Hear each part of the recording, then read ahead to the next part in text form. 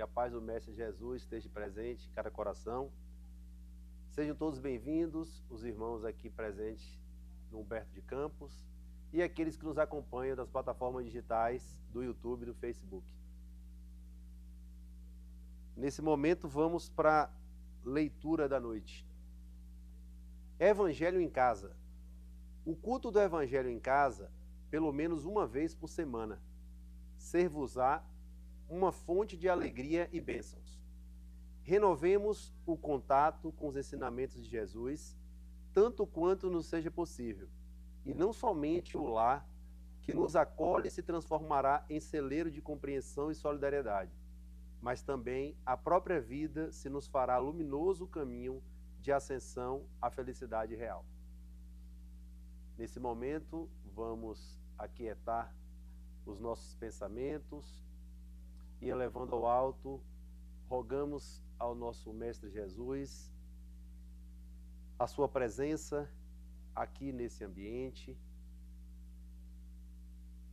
e juntos, em pensamentos, harmonizando os nossos sentimentos, rogamos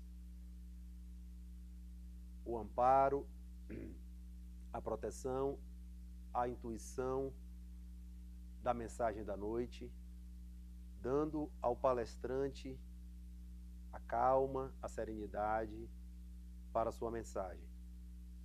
E que possamos todos, envolvidos nessas vibrações, ter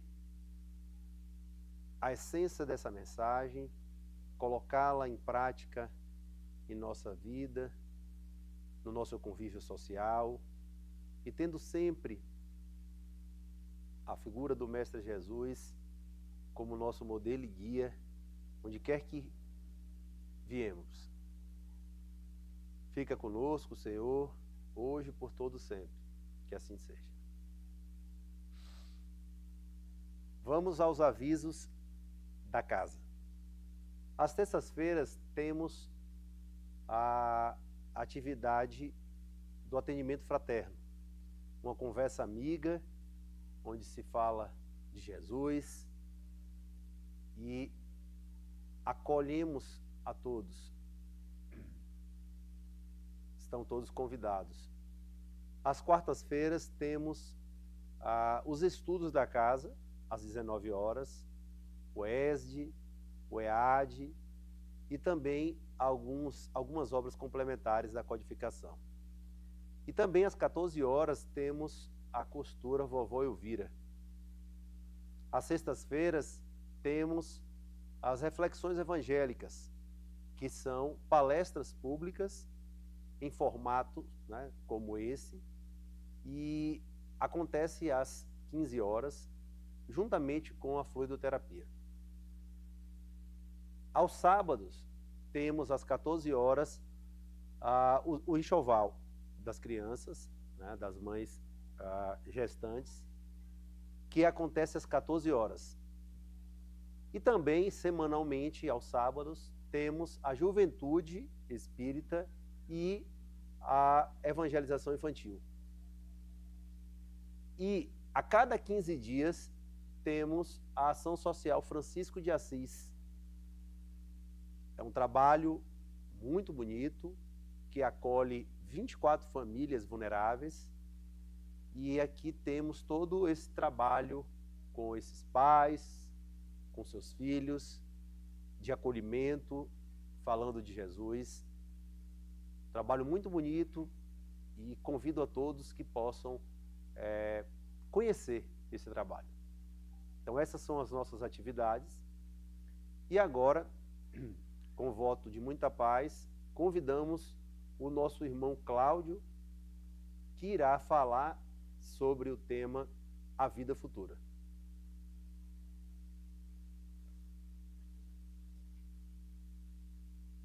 De igual maneira, os espíritos que nos acompanham na dimensão do espírito, que os espíritos também benfeitores nos inspirem, nos auxiliem ao entendimento da mensagem.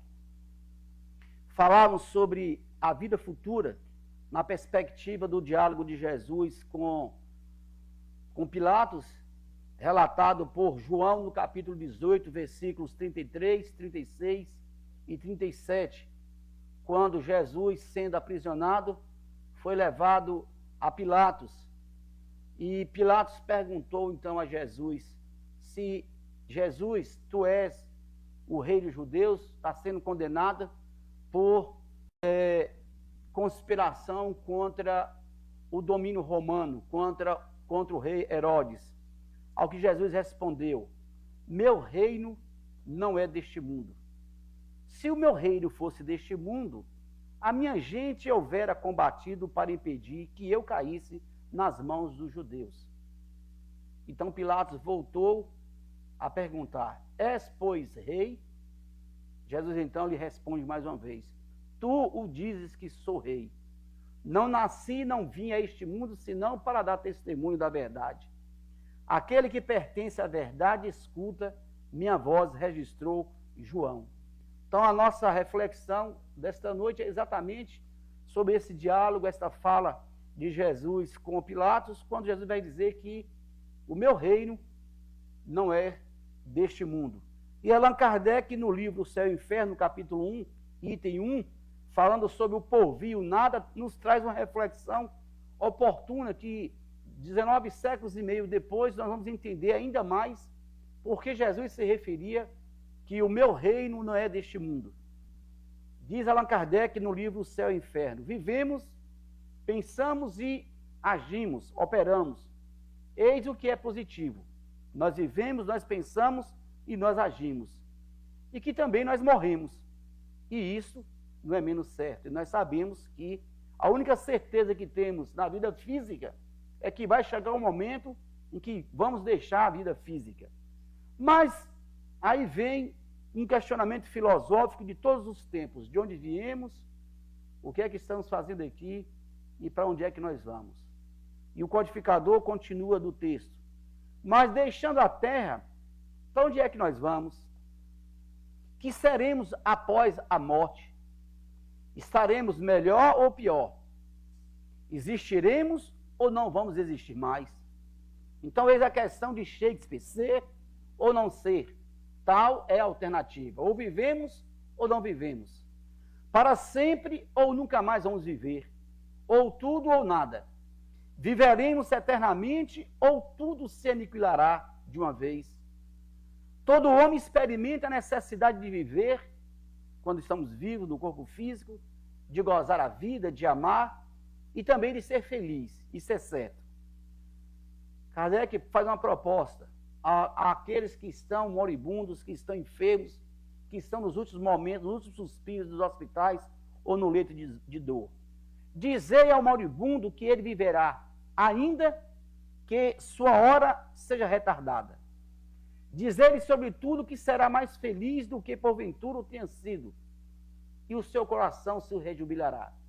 E esta é uma fala que nós sempre temos com aquelas criaturas nos seus últimos momentos, aqueles que têm a oportunidade de acompanhar alguém nos instantes finais da existência, quando nós lhe dizemos que, para ter paciência, para ter fé em Deus, que a vida não se encerra no corpo físico.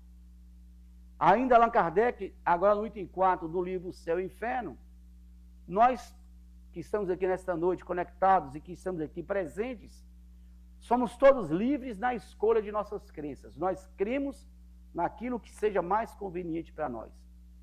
Podemos crer em alguma coisa ou podemos não crer em nada. Mas aqueles que procuram fazer, prevalecer no espírito das massas, e aqui ele faz uma crítica, faz uma análise, faz uma advertência, sobretudo da juventude, a negação do futuro, apoiando-se na autoridade do seu saber e no seu ascendente da sua posição, semeia, portanto, na sociedade germes de perturbação e dissolução, incorrendo em grande responsabilidade. É muito comum também, diante da dificuldade de se entender o nosso destino após a vida física, ou durante o processo em que vamos enfrentar a morte do corpo material, nos perguntarmos para onde é que nós vamos.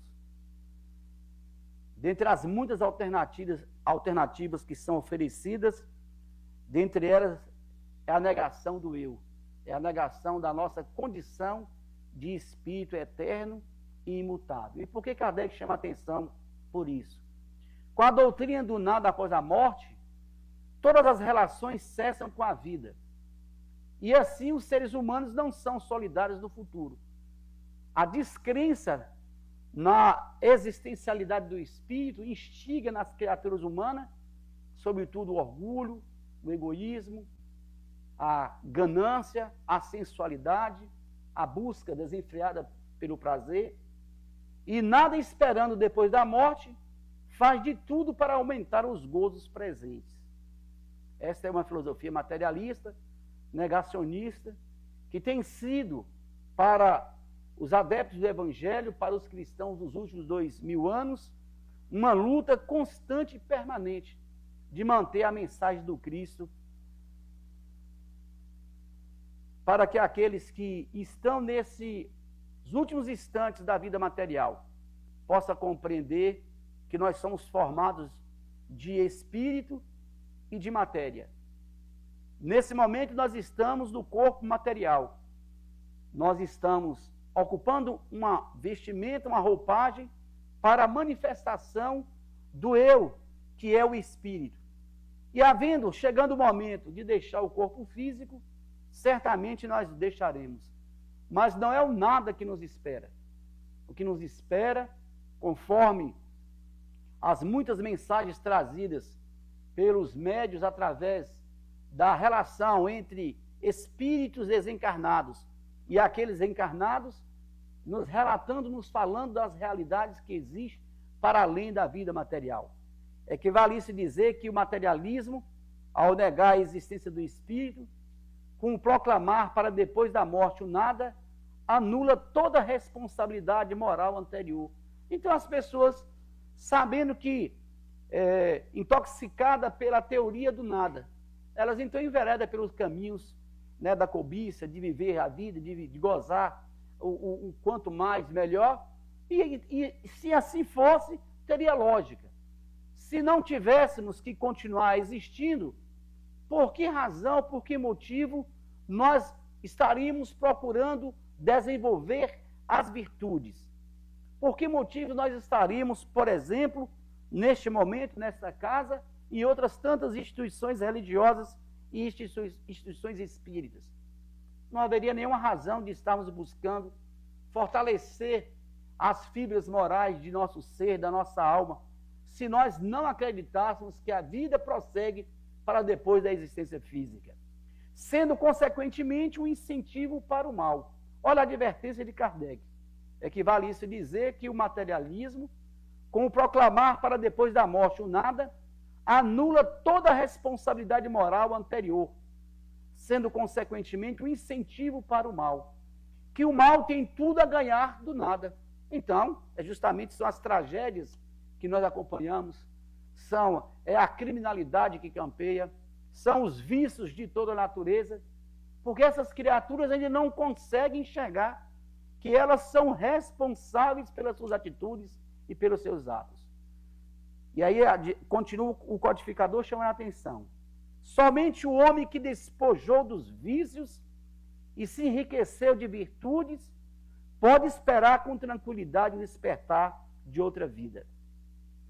Joana de Ângeles, na obra Amor e Imbatível Amor, traz uma visão cósmica da nossa condição de criaturas feitas por Deus, no princípio simples e ignorantes.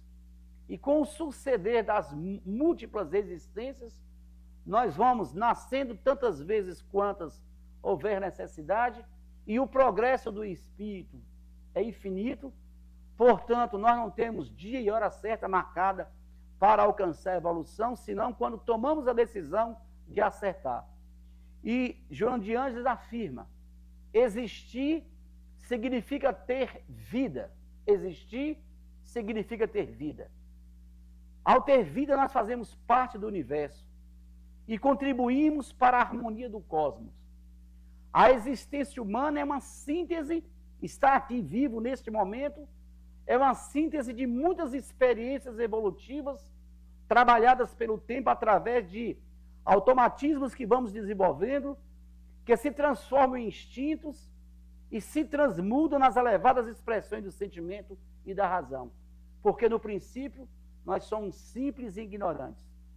E com o passar, com o suceder das muitas reencarnações, nós vamos aperfeiçoando, nós vamos amadurecendo e vamos desenvolvendo aptidões no campo da moral e no campo do intelecto. Nós vamos aprendendo, nós vamos melhorando as nossas relações.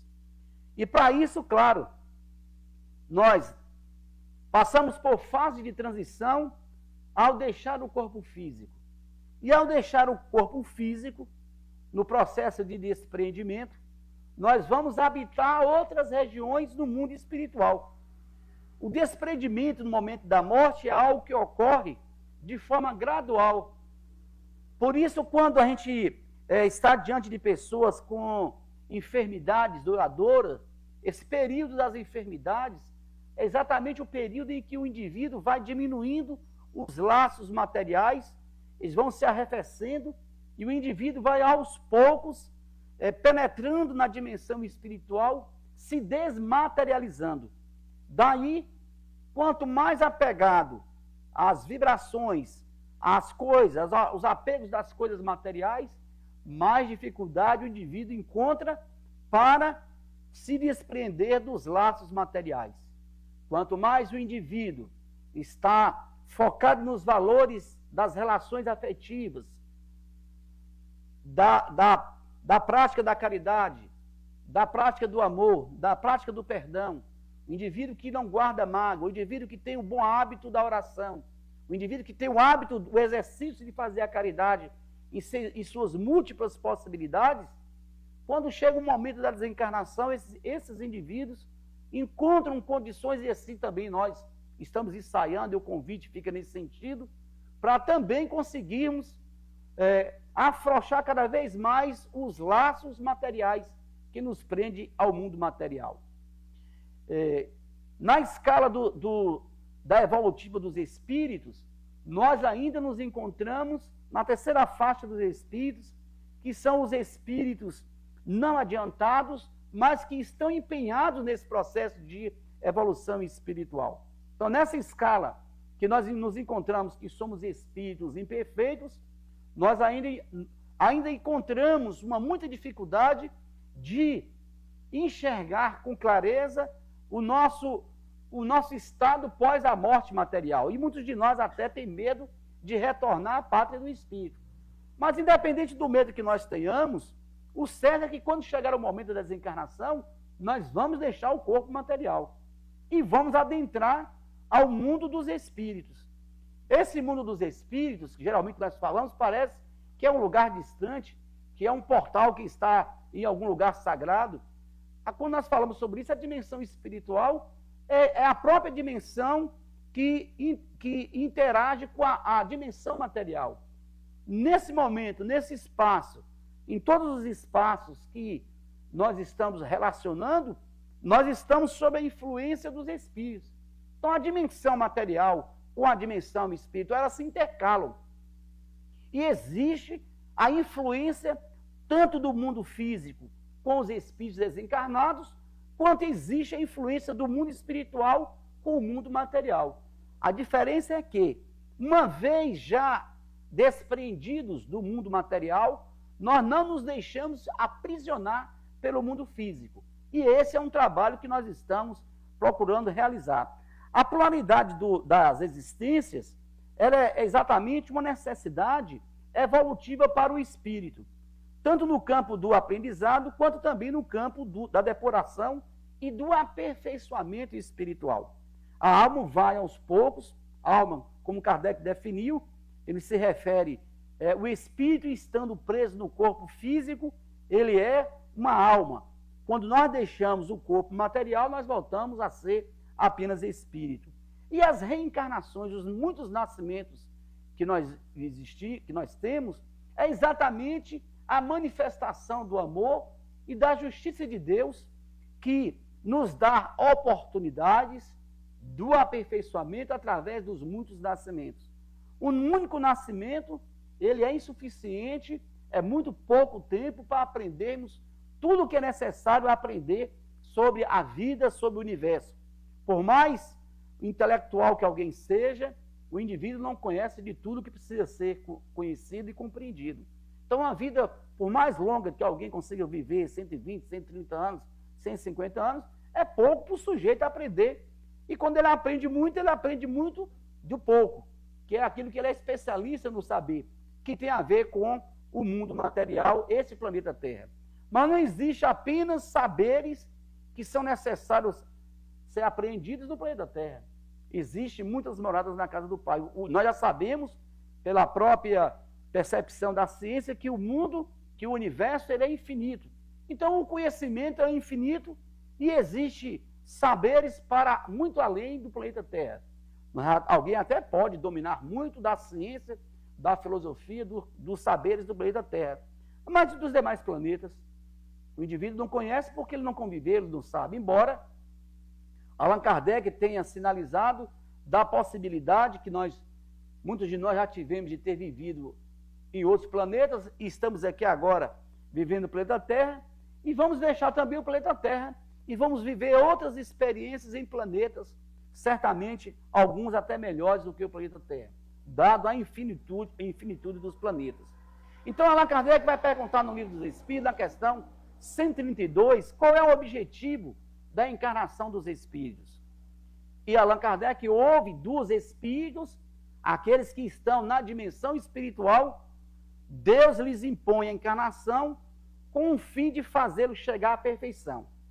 Para muitos de nós, o nascer, o reencarnar, estar vivos aqui, é uma expiação. Vamos passar pelas dificuldades, enfrentar as muitas experiências de dor, de enfermidades, de obstáculos na ordem no campo das relações, com o objetivo de aprimorar essas nossas competências. Porque tanto quanto no corpo físico, o espírito é dotado de um potencial infinito de aprendizado. E esse aprendizado, ele se realiza exatamente vivendo as experiências necessárias. Para alguns outros, a reencarnação pode ser uma missão. O espírito reencarna aqui no planeta para trazer saberes, trazer conhecimento. No campo da ciência, traz novas tecnologias, novos técnicas para facilitar a vida aqui no planeta Terra. Eles se preparam no mundo espiritual, se preparam em outros planetas e aqui reencarnam com essa missão, tanto no campo da ciência, quanto no campo da moral, quanto no campo religioso, quanto no campo filosófico, nos saberes das muitas ciências. Então são pessoas que reencarnam, outros no campo moral. Por exemplo, um espírito como Mahatma Gandhi, um espírito como Madre Teresa, um espírito como Irmã Dulce, um espírito como Divaldo Franco, um espírito como Chico Xavier. São espíritos com um potencial espiritual acumulado superior à média de muitos de nós. E quando essas criaturas chegam no planeta, eles, dado essa amorosidade, esse compromisso com as virtudes, eles são exemplos que servem para nós de como nós devemos também seguir os seus passos. Na questão 66, falando ainda sobre a necessidade evolutiva, Kardec perguntou como pode a alma, que não alcançou a perfeição durante a vida corpórea, acabar de depurar-se. Se nessa existência nós não conseguimos evoluir, não conseguimos aprender aquilo que era necessário na nossa programação, como fazer para prosseguir nesse aprendizado? Os Espíritos respondem que nós vamos ter uma nova prova. Nós teremos uma nova existência.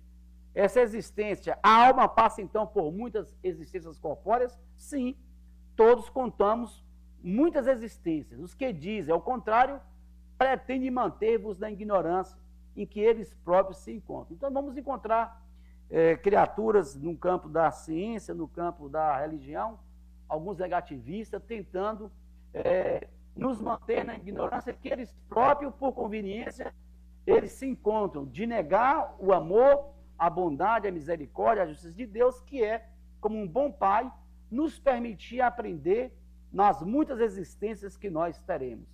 E aqui eu trouxe esse slide, para a gente, inclusive, um dos casos aqui é a desencarnação de Dimas, nós encontramos na literatura de André Luiz, trouxe aqui algumas imagens para que os nossos irmãos vejam aqui relatado o plano espiritual, que é uma paisagem do livro relatado por André Luiz, que é Nosso Lar, em que os espíritos, ao desencarnar, eles têm atividade. Então, nós não vamos desencarnar e ficar comendo mel, né, comendo uva, passeando no jardim zoológico, nada disso. A vida continua para além da vida material. E existe trabalho, como Jesus dizia.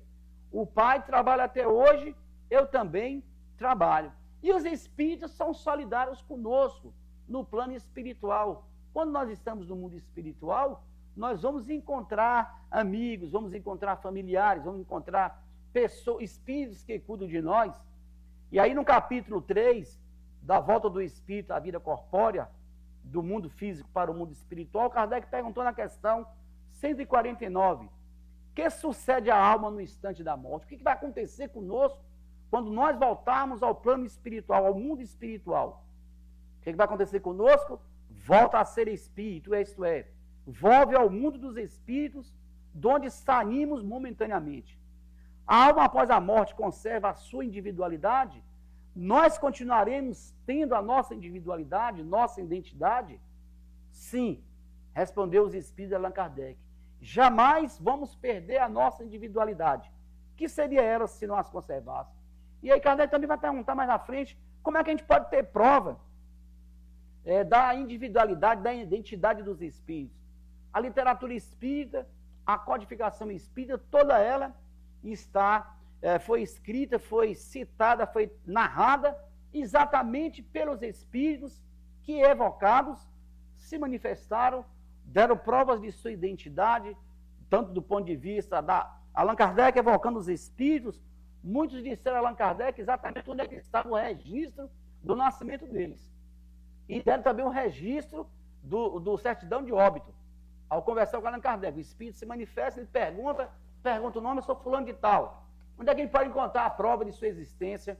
O médium que serviu de instrumento para a comunicação do espírito não tinha conhecimento daquele espírito, não sabia nem a pergunta que Kardec iria fazer.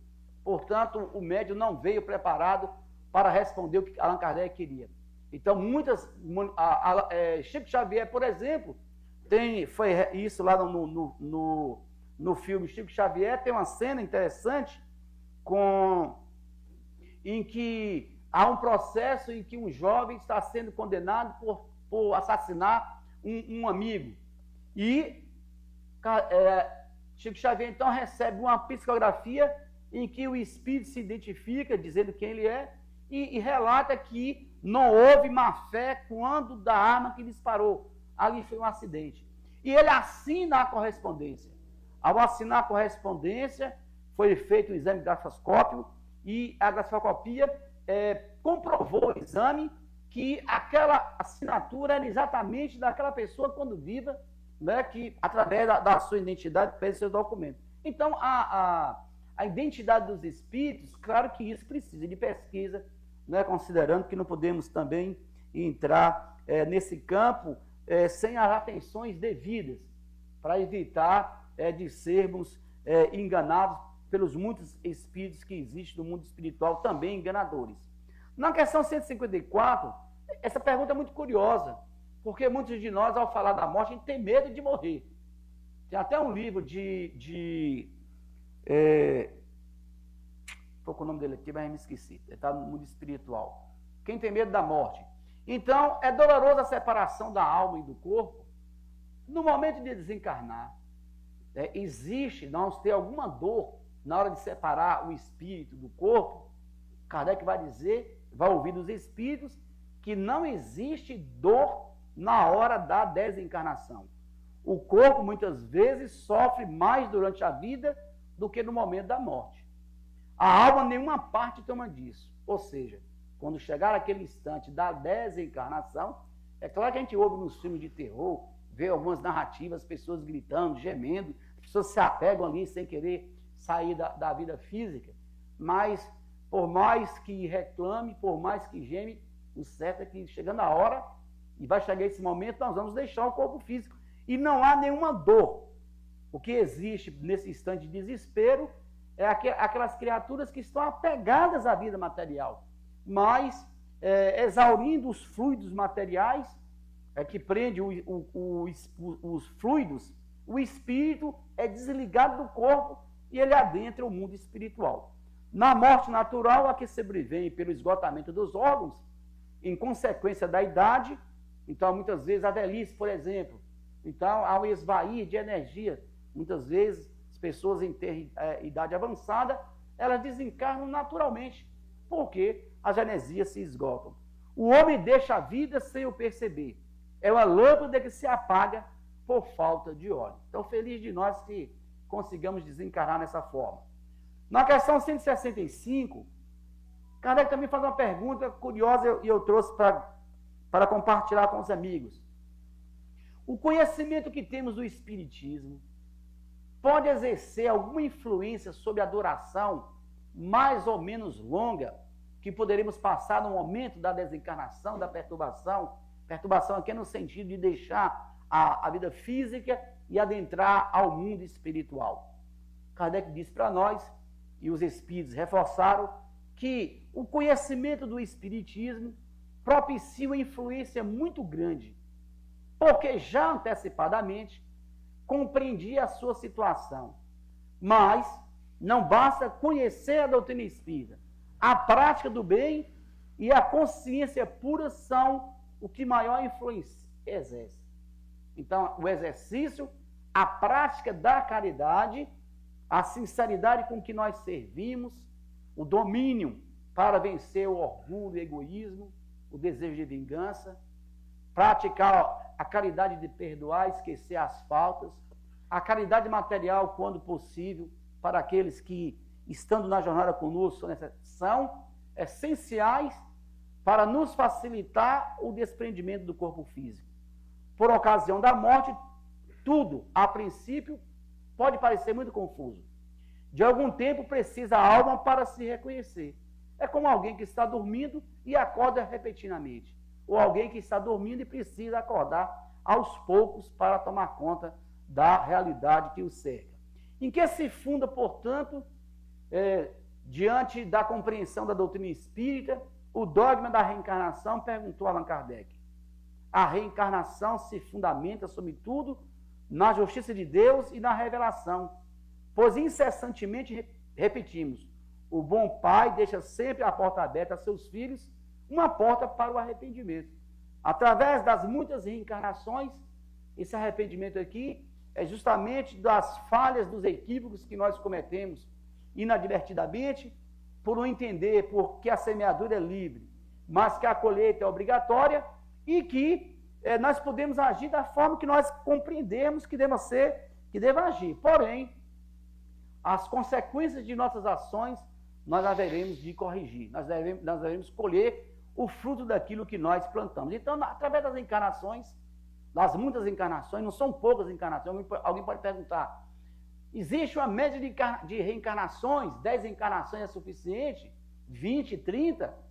O Espírito o Espírito Emmanuel diz que louco seria quem quisesse fazer um cálculo aproximado de quantas encarnações nós teremos que vivenciar para alcançar a perfeição do Espírito.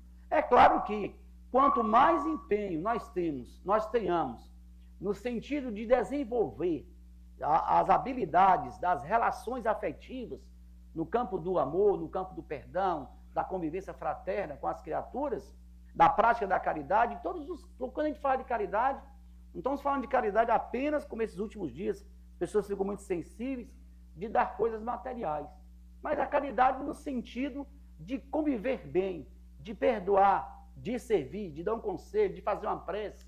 Quando nós evocamos os nossos irmãos para lembrar dos espíritos que estão conosco no trabalho da noite, nós falamos que o nosso pensamento sincero, a nossa ação que nós fazemos em favor daqueles que estão sofrendo no mundo, isto também é, sobretudo, uma forma de caridade. E aí Kardec pergunta na questão 180, passando desse planeta para outro, conserva o espírito e a inteligência do que tinha aqui? Ou seja, vamos continuar melhores ou vamos continuar piores? Vamos continuar sabendo mais ou vamos continuar sabendo menos ou vamos continuar sabendo o que a gente já sabe? Sem dúvida, respondeu os espíritos, a inteligência não se perde. Aquilo que nós aprendemos na vida, nós vamos carregar conosco. E no plano espiritual, nós vamos aprimorar ainda mais esses saberes, esses conhecimentos. Quando voltarmos à reencarnação, em outros momentos, oportunidades, muitos saberes intuitivos nós vamos expressar. Então, muitas vezes a gente lida com determinadas situações e que a gente tem a ideia assim, parece que eu já fiz aquilo, parece que eu tenho conhecimento daquilo. Tem pessoas que têm facilidade com determinadas áreas do saber, outras têm mais dificuldades. Essas pessoas que têm mais facilidade são exatamente aquelas pessoas que já vivenciaram essas experiências em outro momento. Pode, porém, acontecer, adverte os espíritos, que ele não disponha dos mesmos meios para manifestá-la. Então, as pessoas, por exemplo, né, que têm dificuldades de aprendizado em alguma área, pessoas que têm dificuldade para aprimorar o conhecimento intelectual. Aqui, muitas vezes, o espírito, abusando dos saberes e outras existências, nessa existência ele vai nascer, ou em outras existências futuras, com essas dificuldades. Dependendo isso da sua superioridade e das condições do corpo que tomar. Então, coisa muito curiosa, pessoas que nascem com portadoras de PCD, pessoas com deficiência, né, portadora, pessoas com deficiência. Essas deficiências são exatamente um limitador para o espírito, porque aí não é um castigo de Deus, mas é uma oportunidade que o indivíduo tem de se disciplinar em várias áreas do saber, da atuação humana, que existências anteriores abusou. Em outra existência, vivendo essa experiência com humildade, com superação, e a gente vê de fato aí tantos PCDs que são verdadeiros exemplos de superação para muitos de nós que não têm dificuldades físicas, de como o espírito é capaz de dominar as dificuldades e de superar essas dificuldades. No capítulo 6, falando da vida espírita, ao falar de espíritos que vivem no mundo errante aqui, é espíritos que estão na dimensão espiritual. Conservam os espíritos que deixam a vida física alguma das paixões humanas? Essa pergunta também é importante ao se falar da vida do mundo espiritual. Ao perderem o envoltório, o corpo, os espíritos elevados deixam as paixões más, e só guardam a do bem. Mas os espíritos inferiores as conservam, pois do contrário pertenceriam à primeira ordem. Ou seja, o esforço que nós estamos chamando sempre de conhecer a realidade do mundo espiritual é um convite também para a mudança de atitude, de superação para os vícios que muitas vezes nós nos inclinamos. Por quê? Porque ao deixar o corpo físico, o espírito prosseguirá no mundo maior, no mundo da espiritualidade, com as mesmas paixões que tinham quando estavam encarnados. A diferença é que, estando no mundo espiritual, o espírito não poderá satisfazer essas paixões. Porque, estando na dimensão espiritual, é diferente de estar na dimensão material. Porque, deixando a terra, não deixam aí os espíritos todas as suas más paixões. Uma vez que eles reconhecem os inconvenientes na questão 229, vês nesse mundo pessoas excessivamente invejosas. Imaginas que mal deixam perder esse defeito?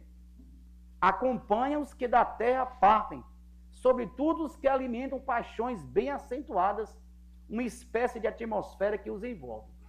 Então essa é a advertência do codificador através do livro dos Espíritos, nos chamando a atenção para que a gente consiga, nessa existência física, fazer o trabalho de superação. Quando na erraticidade, antes de começar a nova existência corporal, tem um espírito, consciência e previsão do que lhe sucederá no curso da vida terrena? Ou seja, quando nós planejamos o nosso nascimento, quando nós planejamos nascer de novo, nós saberíamos, quando aqui nós chegamos, nós teremos consciência de todos os eventos que vão acontecer conosco, nós sabemos de tudo o que vai acontecer, já estava tudo previsto para acontecer. Os Espíritos respondem a Allan Kardec que nós próprios escolhemos o gênero das provas, das dificuldades, dos desafios que nós haveremos de passar. E foi nisso exatamente que consiste o livre-arbítrio. O livre-arbítrio. Não é Deus, então, que nos impôs essas tribulações, essas dificuldades, como uma forma de castigo? Então as pessoas, eu estou vivendo essa dificuldade, essa, aquela outra, e isto é uma dificuldade que foi imposta, é Deus que está me castigando? Aos espíritos responderam que nada ocorre sem a permissão de Deus.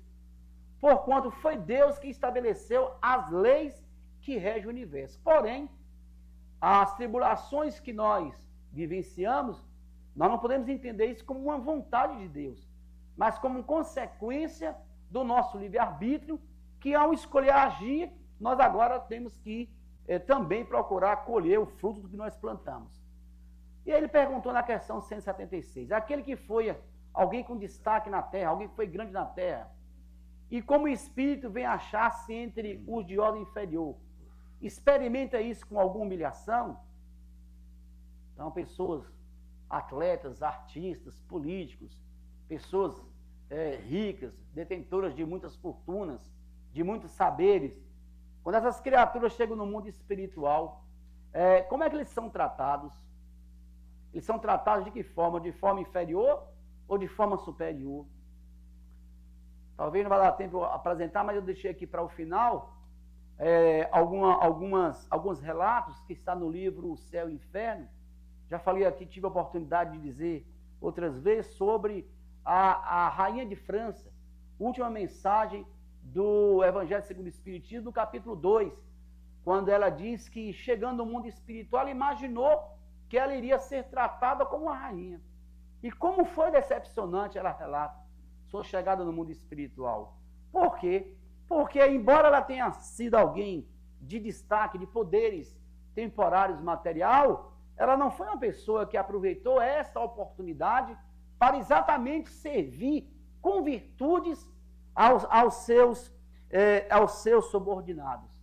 Certamente era alguém que alimentava muita vaidade, muito orgulho, né, que não foi caridosa. E ela diz a mensagem que nós encarnados, está lá relatado no Evangelho segundo o Espiritismo, última mensagem do capítulo 2, devemos orar pelos espíritos sofredores, ela fala sobre isso. Porque quanto ilusão é a vida de poderes. Já no livro O Céu e o Inferno, Espíritos Felizes, Allan Kardec evoca um espírito que se manifesta como a Condessa Paula. E ela relata que ao chegar no mundo espiritual, como ela ficou feliz, como ela foi bem recebida. Porque ela diz, durante todo o meu tempo em que passei na Terra, procurei utilizar, converter os recursos e a autoridade que eu tinha para minimizar as dores daqueles que conviviam comigo. Então, ao chegar no mundo espiritual, duas situações. Um que se sentia grande, mas que foi alguém que passou pelo mundo apenas se divertindo, gozando dos prazeres materiais.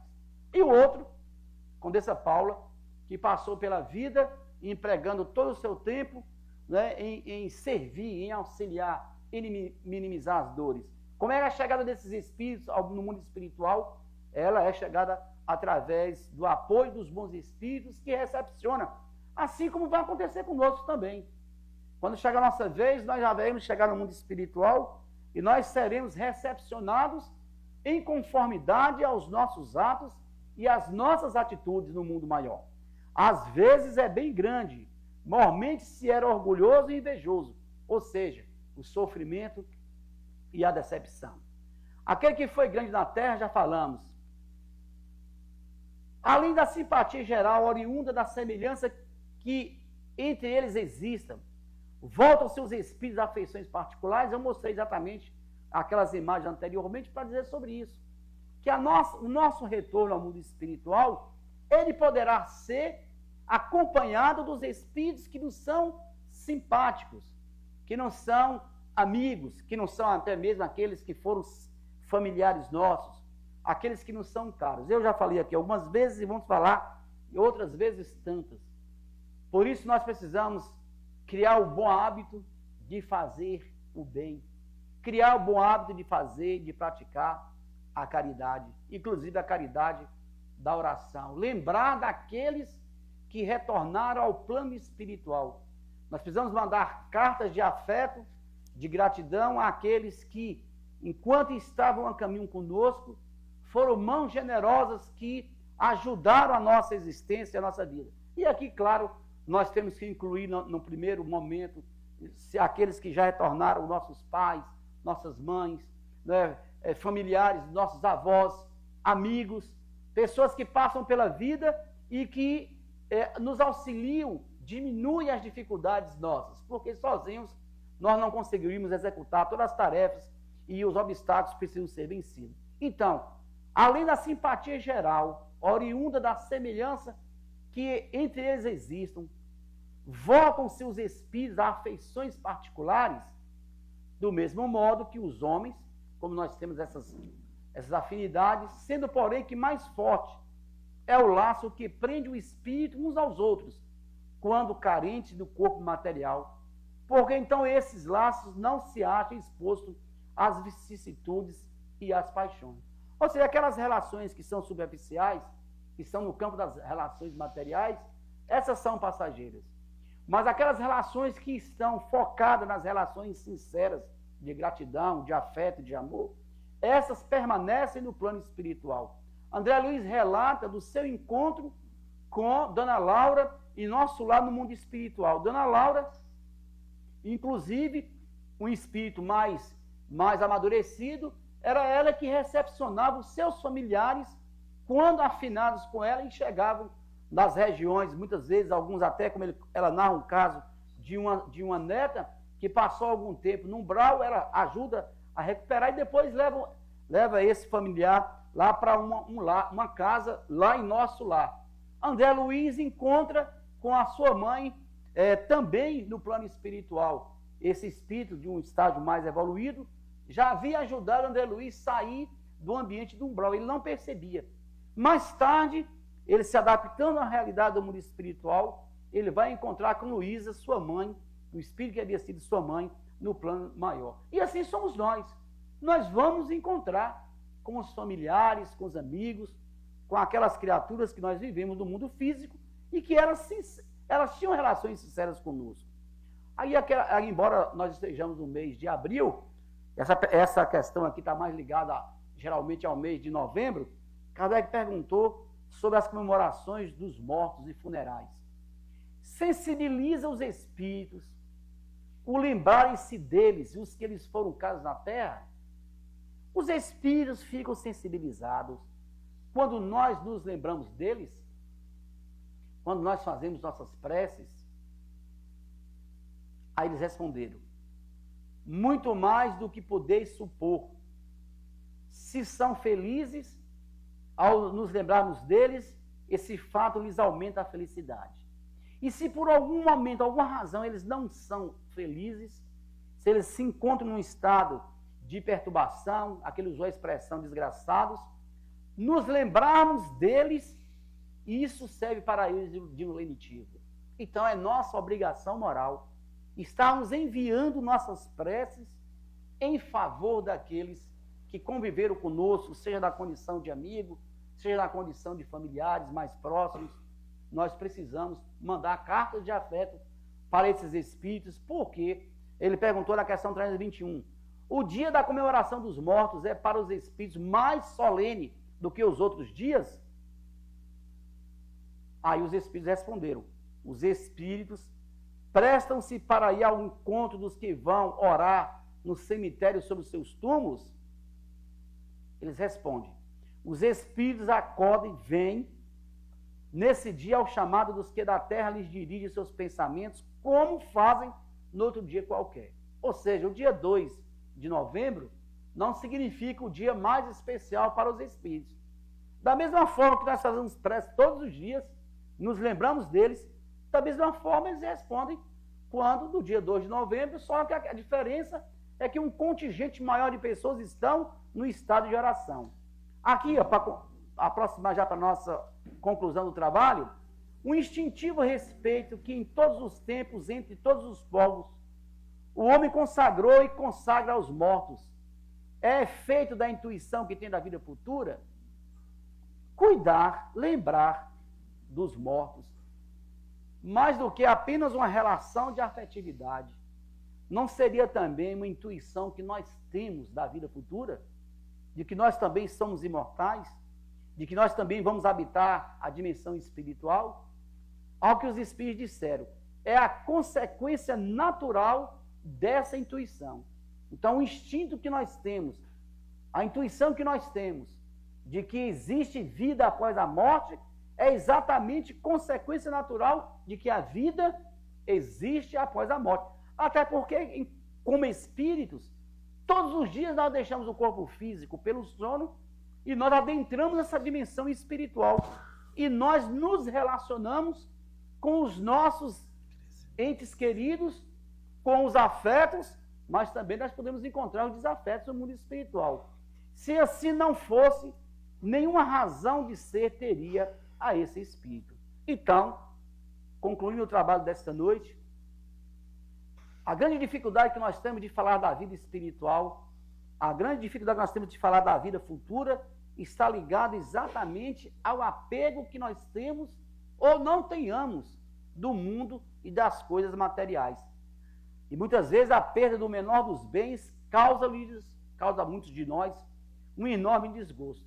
Se em algum momento, em algum instante da vida, nós temos que enfrentar o dissabor de perder algo, alguma coisa, nós precisamos entender que esses obstáculos, essas decepções, esses desafios, elas são parte do processo que nós vimos anteriormente de educação, de desenvolvimento das nossas habilidades de resignação. Nós estamos aprendendo a desapegar. Então, aprender a desapegar se ocorre através exatamente dos desafios que a vida nos impõe. Então, a perda das coisas, uma decepção sofrida, uma esperança muitas vezes frustrada, uma ambição que muitas vezes não é satisfeita, uma injustiça aparentemente que aparece, nós nos sentimos como vítima, e muitas vezes a vaidade ou o orgulho ferido fazem de sua vida, da nossa vida, uma eterna angústia. Daí se segue que a importância dada aos bens da terra está sempre em razão inversa na fé e na vida futura. Rogando a Jesus que permaneça conosco, que a mão misericordiosa do Cristo, Jesus, que é a maior expressão que nós temos de imortalidade, ao ressurgir no terceiro dia após a crucificação, é a maior prova que nós temos da vida futura. E Jesus diz que se creres em mim, se creres nos meus ensinamentos, eu vou ao Pai. Vou rogar ao Pai que vos envie o Espírito Consolador. Esse Espírito Consolador ficará convosco por todo o tempo. Falará convosco, vos ensinará novas lições, reafirmará aquilo que eu disse, apresentará coisas novas que naquela época eu não pude dizer, e que esse seja de fato nós crermos na imortalidade do Cristo, que é a maior prova histórica que nós temos. Além da manifestação constante, permanente, de outros tantos espíritos que vêm da espiritualidade nos chamar a atenção, sinalizar para nós que a vida verdadeira é a vida do Espírito. Nós estamos vivendo uma experiência física, uma experiência material, mas nós estamos no mundo e nós não somos do mundo. O mundo é transitório, o mundo é passageiro. E se nós queremos despertar na espiritualidade, com a consciência tranquila, recebendo o socorro dos familiares, dos bons espíritos, pratiquemos aquilo que o Cristo nos ensinou, 2 mandamentos únicos. Jesus disse que eu vos deixo 2 mandamentos. Não venha alterar nenhum tio, nenhum jota da lei.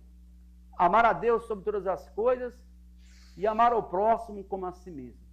Como amar a Deus sobre todas as coisas, amar a Deus sobre todas as formas, é um grande desafio, que é algo extremamente pessoal. O desafio de amar a Deus sobre todas as coisas e está em amar ao próximo, da mesma forma que nós desejamos que o próximo nos ame. Muita paz, muito obrigado a atenção de todos.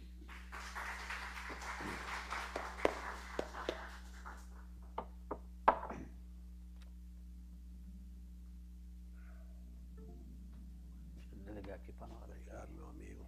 Eu agradeço. Depois eu pego. Agradecemos o nosso irmão Cláudio pelos ensinamentos da noite, tão úteis para todos nós. Nós espíritas que temos essa certeza na vida futura, na continuidade, e tivemos, né, o exemplo do Mestre, temos que ter cada vez mais essa fé e essa confiança. Então, Deus abençoe e até uma próxima oportunidade. Os ensinamentos da noite, tão úteis para todos nós. Nós espíritas que temos essa certeza na vida futura, na continuidade, e tivemos, né, o exemplo do Mestre, temos que ter cada vez mais essa fé e essa confiança. Então, Deus abençoe e até uma próxima oportunidade.